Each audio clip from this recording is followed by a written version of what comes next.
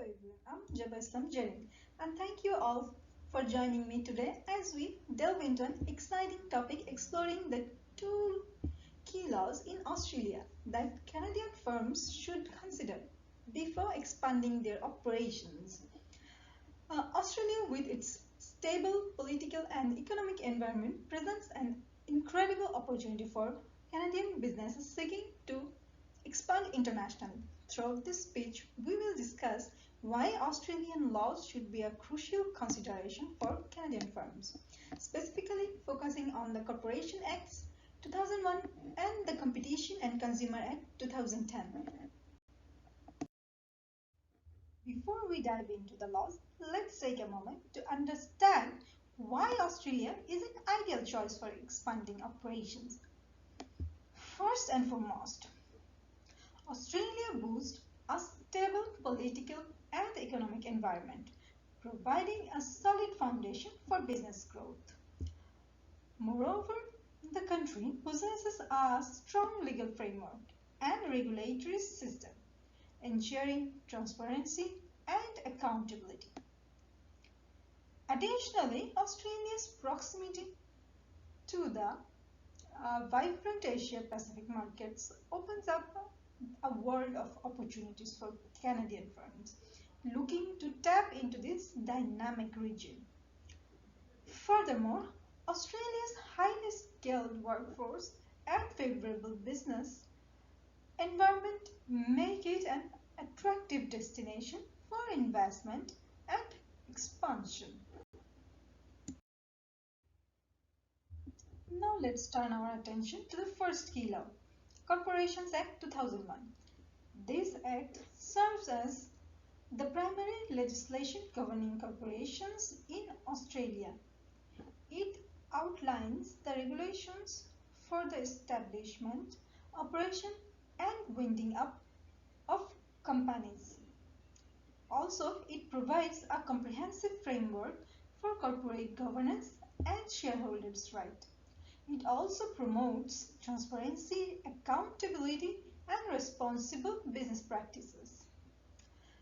So, Canadian firms must understand and comply with the law when establishing subsidiary and expanding their business in Australia. Benefits of complying with the Corporations Act 2001. The law ensures that shareholders' rights and interests are safeguarded.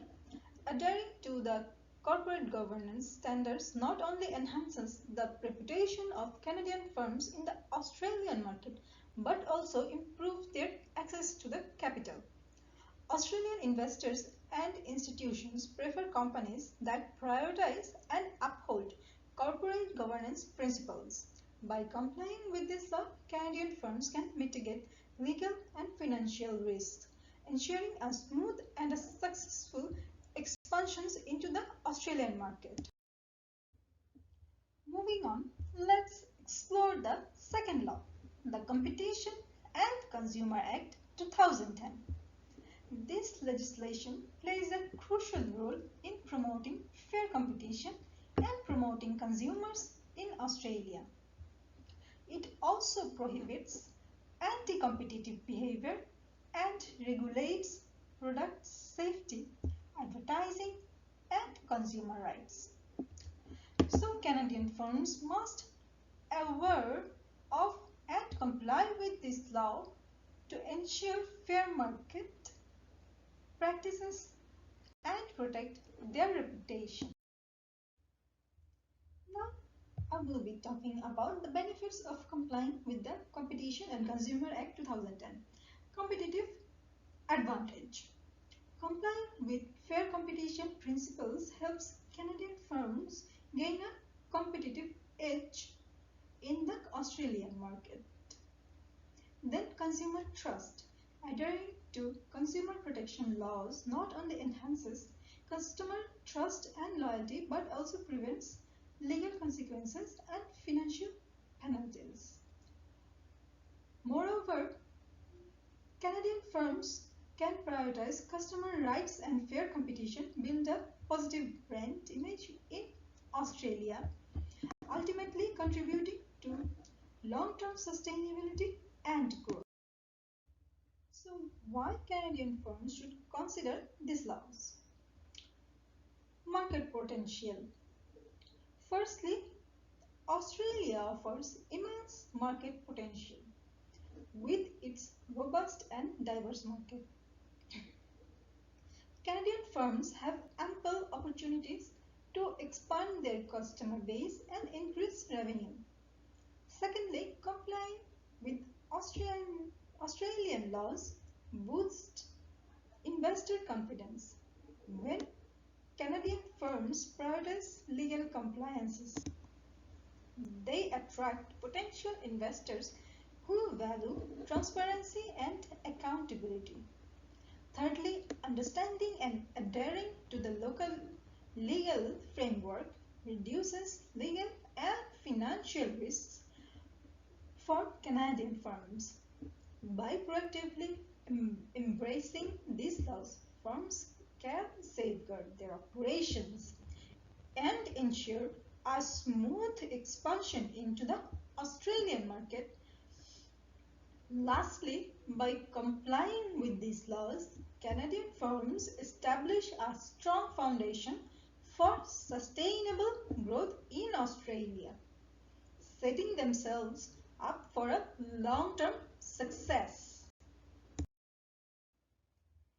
In conclusion, I could say that the Corporation Act 2001 and the Competition and Consumer Act 2010 are two key laws that Canadian firms should consider before expanding their operations into Australia.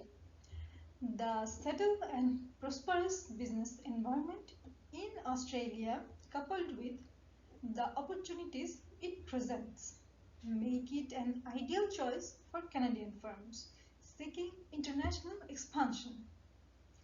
By understanding and adhering to these laws, Canadian firms can build strong business relationships, gain a competitive edge, and protect their reputation. I encourage you all to explore the potential that Australia offers and seek expert legal advice to ensure compliance with these laws. Thank you. This is all. So if you have any question or comment, you can give. And thank you.